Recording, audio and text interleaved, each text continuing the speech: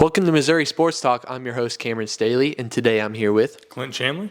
Clint. Thank you for coming down. This is almost a 3-hour drive for you, so I respect that a lot that you came down for this. Yeah, it was a bit of a drive, but that's okay. So before we came to do this, we were up in Columbia for a little 7-on-7 scrimmage. There was a lot of teams there. So there's teams like East St. Louis was there and Belleville West. Those are two Illinois schools. We saw Liberty North. We saw Cardinal Ritter, Blair Oaks, Herman, Parkway West, Lee Summit. What else? There was Russellville and Monet. So I think there's probably 2 or 3 more that I'm missing out on. Moral of the story, lots of teams there. There's probably 10 to 14 teams. Something that we kind of noticed, one, Liberty North, it didn't seem like their varsity was there. Definitely not. Looked a little small, looked a little inexperienced. Definitely were young. They had a little 5'7" guy playing corner, and he had a nice little shoulder tattoo. I don't think he's starting on that team. They're the defending Class 6 champions, so I think that they probably had their varsity team somewhere else, and then they had their JV playing against the varsity school. So I definitely agree with that, but JV against varsity, that's a pretty good experience. So one thing also that we noticed, Monet. I like Monet a lot because they brought the energy. They were pumped up about everything. They were fired up. We saw them against Belleville West. So Monet is a little school from it's in between Joplin and Nixa, and they went 0-10 last year. But my goodness, they looked pretty good out there. Yeah, they look like they've improved a lot. So I'm assuming they were young last year, maybe inexperienced, but they definitely got some energy with them, and I think that's going to help them a lot. Right. So let's get to the interview. You are from Clark County. So I want to ask you, what was that high school experience like at Clark County? Very basic. Clark County is in the middle of nowhere. All of our games are at least an hour away. So there's not much to do in that town. And, it's just another small town school. Not much unique about it. Right. Let's get to the hot seat, of course. You've got 60 seconds to answer 10 questions, rapid fire. I will give you a 3, 2, 1, and we will start, okay? All right. 3, 2, 1. Favorite music genre? Rap. Okay. Dogs or cats? Dogs. Least favorite sport? Baseball. Favorite snack? Sour Patch Kids. What's your birthday? October 21st, 2005. What's a hobby that you have? Playing Madden and video games like that. What's your favorite movie? She's out of my league. Least favorite food? Tomatoes. Favorite video game? Madden. Okay, and what's a bucket list item that you have? To go skydiving. 37 seconds. Very good. You have beat the clock. All right, let's get into it. So you played 2 sports in high school? That is correct. Okay, you did track and football. So let's start with track. When did you start doing track? I started my 7th grade year and did 7th and 8th grade in middle school, and then I did it all 4 years of high school. What events did you do? I threw shot put and discus. Okay, and how many years did you qualify with those to state? So I qualified for state junior year in shot put and senior year in discus and not shot put because I choked very hard. But that's okay. That's okay. So did you end up placing in either of those? I placed, I want to say 11th in shot my junior year. Okay. And 9th in discus my senior year with a very poor showing for me. So, of course, your main sport is football. Yes. So I want to ask you, when did you start playing football? I started in 4th grade, funny enough. We didn't do much. We kind of just acted like we were playing tackle football, I guess. And yeah, that was really just where it started. Right. So what is your love for football exactly? I don't know. I just love it because there's so much technical things to it, but yet it's at the end of the day you're hitting people. It's so aggressive, but yet so technical at the same time. It's like dance and wrestling put together. It's something crazy. I love it. So you play offensive tackle, of course. Yes. You played left tackle in high school.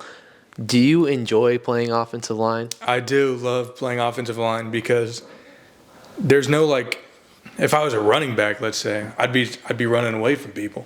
I don't want to do that. So instead, I run towards people, and there's no better feeling than when you win the rep and the other person knows it, and they just got to admit you're better than them. Right. So while you're at Clark County, of course, not the most elite teams, but did you end up getting any sort of playing time in your 9th and 10th grade years? So my freshman year, I did not, because our school is very against putting freshman players in there, just for safety reasons. Sophomore year, we had like 3 seniors, and I was forced to play my sophomore year. Played every single snap my sophomore year, and then I'd do the same thing my junior. And if I wasn't injured, I would have done it my senior year as well. So junior year, of course, we just mentioned a little bit. I want to ask you kind of what was that season like? You guys ended up going 5-6. So that was my favorite season, not because we were amazing as a team, but personally it was my favorite season. And that's because it was my coming out season. Sophomore year, I was a solid player. I was all right. People, they didn't really know my name or anything like that. And then I worked really hard all off season. I really dedicated myself after sophomore year. Came into junior year, and I was having a really good year, and I ended up with like 53 pancakes. I was getting college offers. Like, I was having a great time. And then teams started to make defensive game plans around an offensive lineman, and that just doesn't happen. And that was a lot of fun for me. Right. So senior year, the record flip-flops, you guys end up going 6-5. So how was your very last year of high school? It was disappointing because our senior class was so strong. We were supposed to be very good, but we just had a lot of injuries. I got a concussion and missed quite a bit of time. I was able to come back for our last game, but at that point, it really didn't matter. It was a rough showing, but at the end of the day, it was my senior year, and I still enjoyed every bit of it. Overall, after your 4 years of high school, who were your favorite teammates? Give me a few. Don't hurt any feelings. So I got 3 of them. First one was Callan Wheeler. He was our starting quarterback, and that's just because he was probably one of the best leaders on the team. I've never heard him say something bad about football or another teammate. He was just always positive. He was always willing to do anything, too. He loved hitting people as a quarterback. Brian James, he was our backup quarterback, funny enough. Offensive linemen loves their quarterbacks. And another thing, he didn't ever say anything bad about football. And his offense, he's like an offensive genius. Like, he could definitely be a coach in the future because he just knew everything that there was to do. He knew all the routes and all that. And I'd say my center, Luke Plenge, because anytime we do like board drills or O-line versus D-line drills or anything like that, he was always the one who wanted to go against me. And it was always a lot of fun going against him because he's definitely pretty talented. Right. So, of course, a small school, a lot of guys don't really get recruited at these small schools. That's a very obvious thing that's reoccurring every single state. That's not just Missouri. So I want to ask you, what was recruiting kind of like with that, kind of holding you down a little bit? So the biggest thing for me is I needed to get my name out there, and I did that by going to a lot of camps in the summer. That's really where I got my name out. But small school, you kind of just have to reach out to as many people as you could. Luckily enough, my coach knew some other coaches from smaller colleges, like Division II levels, and so after he reached out to them, I was able to get offers from there. And then once you start getting those offers, other schools start looking at you because you have offers. And luckily enough, I was able to also get some good academic schools like Grinnell College, which is Division III. They were able to notice me strictly because of academics. So there was a lot of different factors. There's a lot of things you had to do to get noticed, but it still definitely was not easy to get your name out there. Yeah, and, obviously it didn't end up hurting you too bad because you're going D1, you're going to an FCS school, so this is the second level of Division I. So, you still get what you wanted, but I'm sure there were, some higher level schools that you kind of had your eye on a little bit. So I want to ask you, you mentioned the camps just a little bit. I want to ask you, what camps were you going to get your name out there? So I made a mistake during my camp season is I went to a lot of schools' camps that weren't interested in me, like Oklahoma State and schools like that. Uh, they don't recruit these small town guys very much, and they will put you in a separate group and not look at you. So that was definitely something that I learned early on, is you got to stop going to those. I went to a few mega camps. Those are always good. Like Lindenwood, I picked up a few offers at Lindenwood just because a lot of schools are there. A lot of them have already looked at you and you didn't even know it. I went to a Kansas City Combine, and that's how I got some of my names out there. Just you got to go to a lot of different schools, and really once a school said like, hey, we're interested, and they were talking to me, that's when I knew I need to go to their camp, because that's the best chance I got. Right. So do you know how many offers you ended up getting? I'm not sure the exact number. I know between all levels of college football, it was between 10 and 15, I believe. So what were the main offers that you held that you're kind of very interested in? So Eastern Illinois was obviously my favorite offer, given I'm going there. They offered me a PWO, actually, so that is what I'm doing. Other than that, it was really close between Quincy University, which is Division II. Their entire coaching staff changed, and that's kind of what got me out of there. McKendree, I liked McKendree a lot. It just, ultimately, I didn't feel like the team wanted to win as much as I wanted to, and I was incoming as a freshman. And Truman State was another big one. A lot of people like Truman State. I like Truman State a lot. It didn't feel quite right, and I was just wanting to go somewhere else. Right. So before we get to your main decision, I want to ask you, what has your training regimen kind of been like, leading up to college?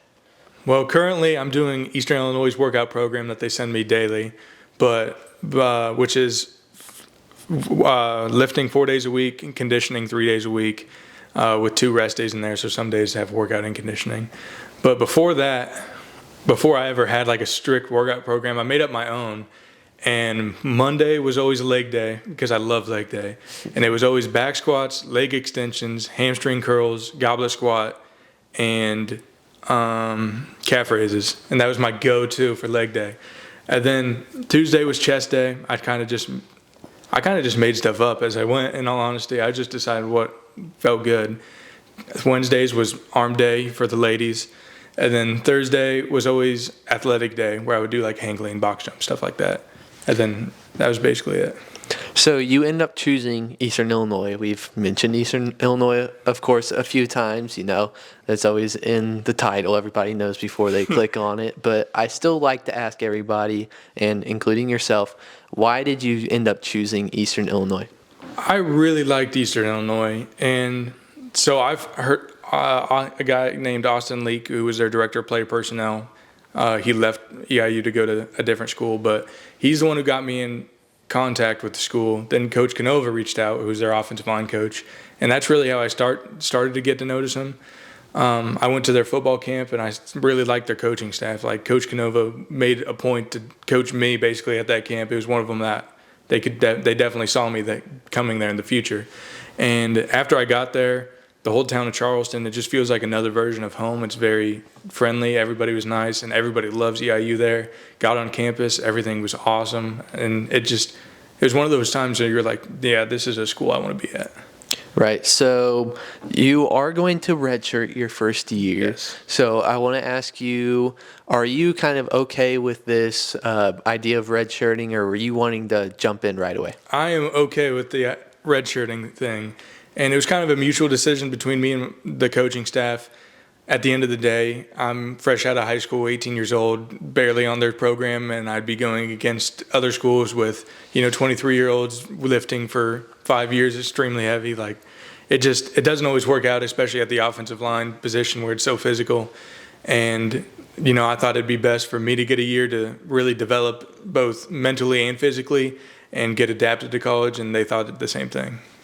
So you will possibly be at Eastern Illinois for 5 years. What are your overall goals while you're there? I'd like to get some playing time by at least my redshirt sophomore year. I think that I could definitely be up there on the offensive line, and I'm hoping, as a team collectively, we can end up making the FCS playoffs, because we were really close last year, and I got faith we can do it. So let's go ahead and pull up the schedule on the screen real quick. All right. Week 1, you are going to Illinois. That is going to be a very tough game. What are you thinking about that one?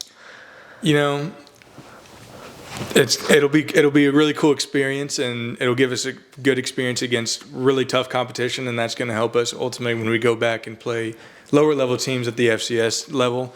But you know, it's a good experience game.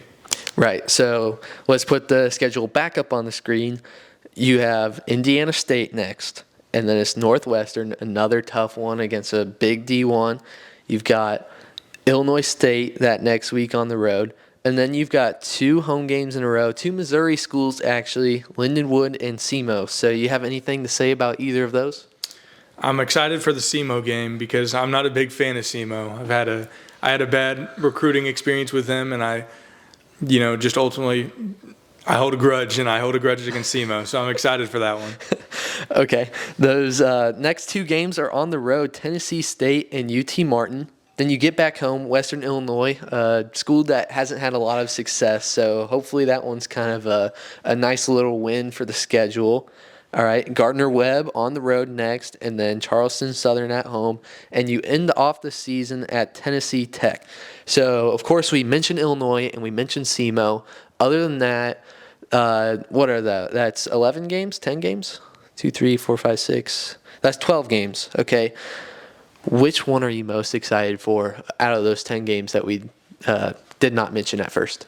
So, besides, those other ones, I'd say Lindenwood would be cool because an individual from Monroe City who was in my high school conference is going there to play. And I'd also say Indiana State just because I've never been to Indiana. That'd be kind of cool. A new state to explore. So our last question for the day, of course, I want to thank you for coming on the show very quickly.